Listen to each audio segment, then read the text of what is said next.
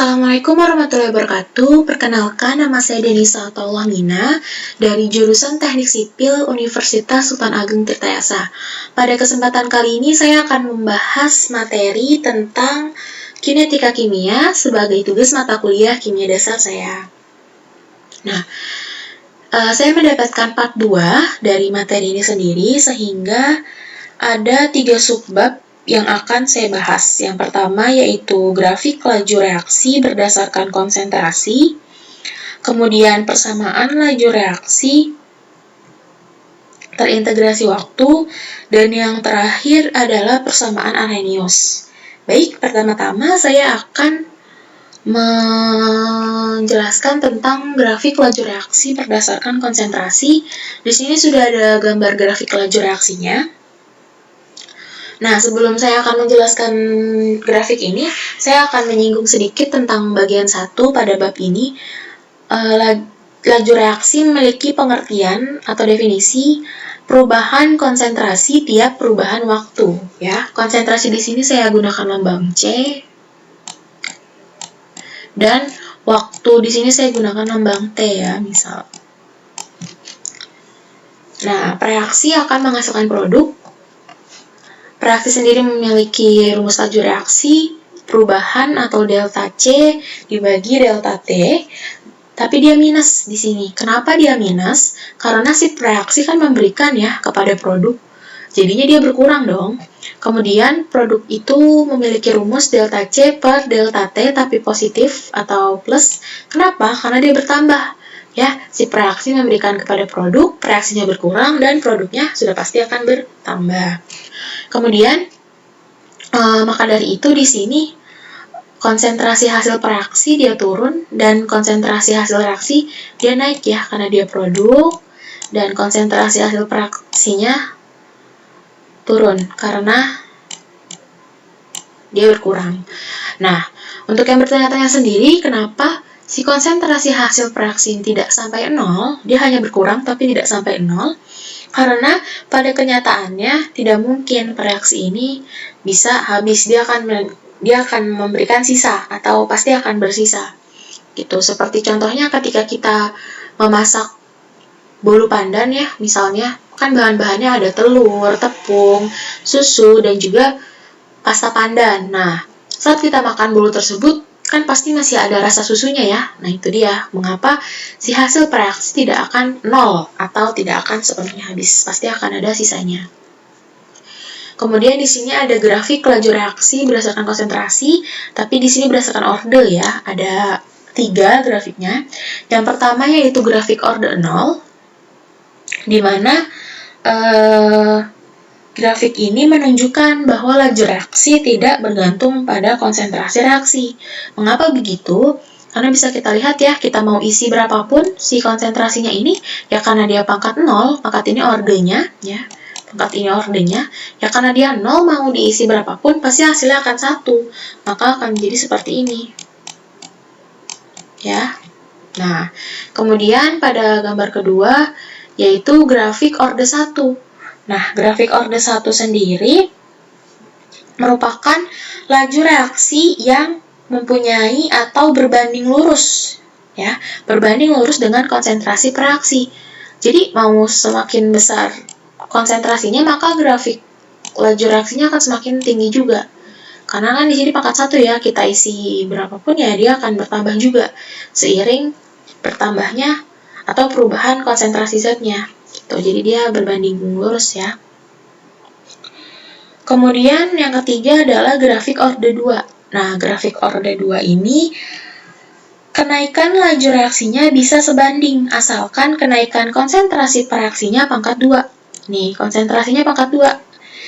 Misalnya, konsentrasi reaksi dinaikkan 2 kali, maka lajunya menjadi 4 kali, karena dia pangkat 2, kan 2 pangkat 2, 4 dong. Jadinya, si lajunya ini jadi 4 kali ya. Konsentrasi reaktan reaksi orde 1 dikali faktor N. Nah, selanjutnya saya akan membahas tentang persamaan laju reaksi terintegrasi waktu. Di sini sudah ada contoh soal. Biasanya kan di sini V ya pada umumnya gitu. Cuman di sini di sini menjadi waktu karena dia laju reaksinya terintegrasi waktu, jadi tidak ada V di sini pada soalnya. Persamaan umum laju reaksi seperti ini ya. Nah, kita tahu bahwa V yang merupakan laju atau kecepatan memiliki satuan meter per second, dan meter ini jarak, kita kesampingkan dulu jaraknya, tapi kita gunakan si S atau second, waktunya di sini ya. Si waktunya. Jadi kita tahu bahwa laju atau kecepatan ini berbanding terbalik dengan si waktu. Nah, maka rumus yang tadinya seperti ini menjadi seperti ini ya. Si laju reaksinya ini berbanding terbalik dengan waktu. Nah, kita bisa mengerjakan soal ini. Pertama-tama kita cari dulu order X-nya. Kita gunakan percobaan 1 dan percobaan 2. Kenapa? Karena dia sama nih. Ya. Dia sama pada order Y-nya ya. Jadi bisa kita masukkan di sini, kita coret nih si order Y-nya, sehingga kita dapat menemukan order X. Di sini 1/2. Nah, 1/2 juga ya di sini. Nah, order X-nya ini 1, karena kan setengah pangkat 1 hasilnya setengah. Jadi si X-nya 1. Kemudian untuk mencari order Y-nya, kita dapat menggunakan percobaan 2 dan 3, karena di sini sama ya.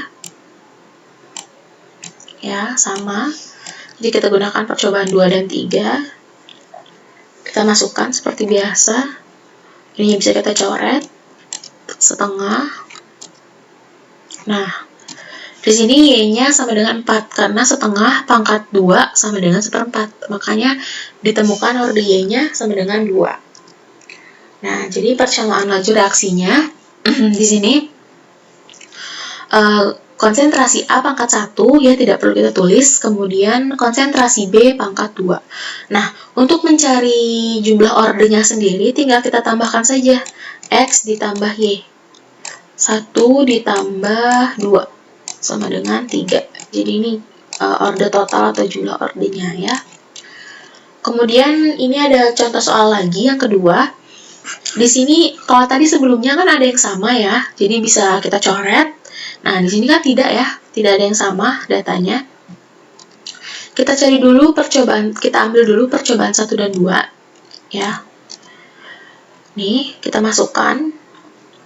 Ya, kita masukkan 4 menit 240 detik ya. Kita masukkan, ketemu di sini 16, 4, 0,8 dibagi 0,24, lalu 1 dibagi 0,52, pangkat X, pangkat Y, kita masukkan ke persamaan 1, kemudian kita gunakan percobaan 2 dan 3, percobaan 2 dan 3 ya selanjutnya. Di sini kita masukkan ya 15/5, kita masukkan seperti biasa, lalu 0,6 dibagi 0,8, 2,0 dibagi 1, kita jadikan ini persamaan 2. Nah, langkah apa yang kita lakukan? Nah, eliminasi ya. Jadi kita eliminasi persamaan 1 dan persamaan 2-nya dengan cara dibagi. Ya, 16 bagi 3, 16/3. Di sini kita sama-sama bagi. 2 pangkat Y dibagi 2 pangkat Y kan habis nih ya. 2 pangkat Y dibagi 2 pangkat Y kan habis. Jadi tinggal bersisa 4 dibagi 3/4, menghasilkan 16/3 pangkat X ya. Jadi kita dapat tentukan si order X-nya ini 1, karena 16/3 dipangkatin 1 kan hasilnya 16/3. Jadi order X-nya ketemu 1. Kemudian untuk mencari order Y-nya, kita substitusi ke persamaan 1. Nah, persamaan 1 ya, ini yang tadi 16 sama dengan 4 pangkat X, 2 pangkat Y. 1 kan kita kan X sudah dapat ya, 1. Jadi 16 sama dengan 4 pangkat 1, 2 pangkat Y. Jadi kita bisa tahu order Y itu sama dengan 2, karena kan 2 pangkat 2 sama dengan 4.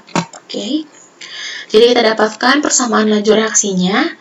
Konsentrasi H2 pangkat 1 tidak perlu kita tulis, dan konsentrasi NO pangkat 2. Dan untuk jumlah ordernya seperti biasa ya, X tambah Y, 1 tambah 2 sama dengan 3. Nah, yang terakhir, saya akan membahas tentang persamaan Arrhenius. Persamaan Arrhenius memberikan nilai dasar dari hubungan antara energi aktivasi dengan laju proses reaksi. Dari persamaan Arrhenius ini, energi aktivasi dapat dinyatakan sebagai berikut. Ini rumusnya untuk energi aktivasi dengan keterangan energi aktivasi EA sama dengan energi aktivasi, R sama dengan tetapan gas ya. Kalau tidak salah 0,082. Kalau tidak salah nih 0,082. T itu suhu dan Kelvin. K itu konstanta dan A sama dengan faktor frekuensi. Nah, untuk energi aktivasi itu sendiri dikemukakan pertama kali oleh ahli kimia Swedia, yaitu Svante Arrhenius. Energi aktivasi sendiri merupakan energi pengaktifan atau energi kinetik minimum yang harus dimiliki oleh molekul-molekul reaksi agar menghasilkan reaksi ketika saling bertumbukan. Nah, itu dia pemaparan materi dari saya. Kurang lebihnya mohon maaf. Wassalamualaikum warahmatullahi wabarakatuh.